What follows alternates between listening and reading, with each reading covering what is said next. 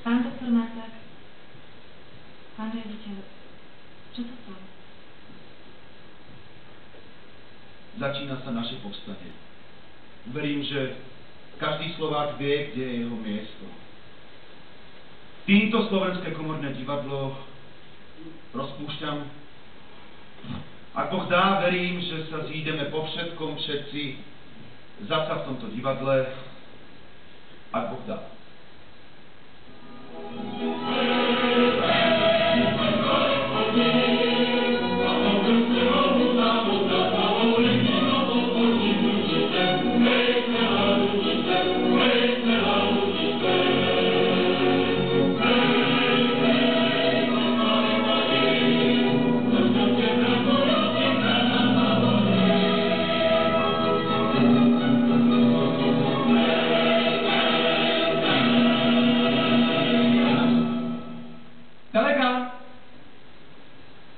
V dôsledku toho, že dňom 6. októbra 1951 prebrala naše divadlo Československá armáda a s tým aj budovu Národného domu, dávame vám výpoveď v tom zmysle, že opustíte používanú miestnosť najneskôr do 31. decembra 1951. Dávajúc vám toto na vedomie, sme s pozdravom.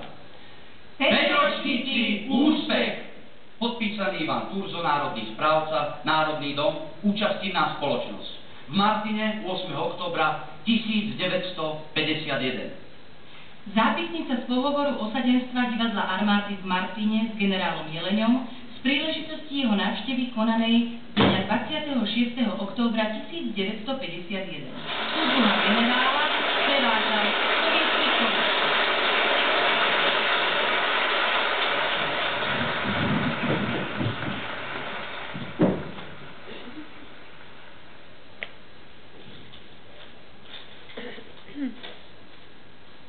Drahí súdruhovia, úlohou divadla armády bude predovšetkým pomáhať vybudovať vysokopatriotickú ľudovodemokratickú armádu. Vaše divadlo má veľmi peknú minulosť.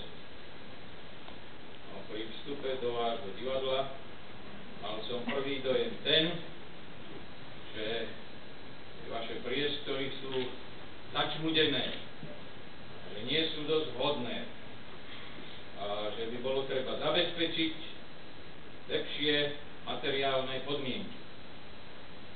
Vynasnažím sa, aby sa táto vaša stará budova dala čo najskôr do poriadku, aby ste mali taký stánok kultúry, ktorý by reprezentoval armádu.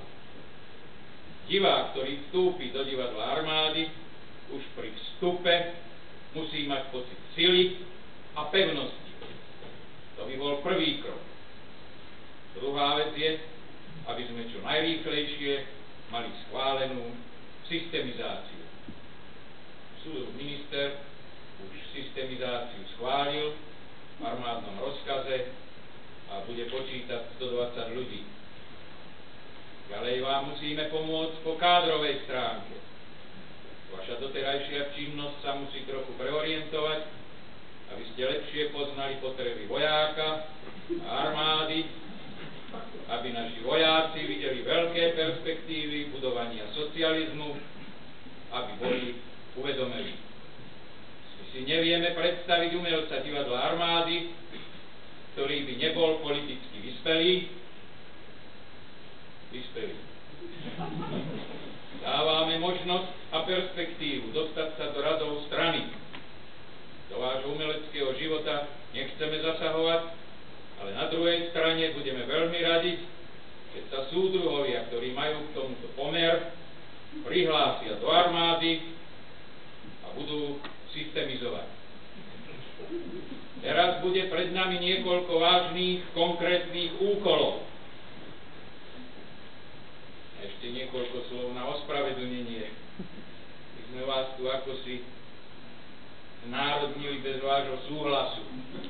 Ale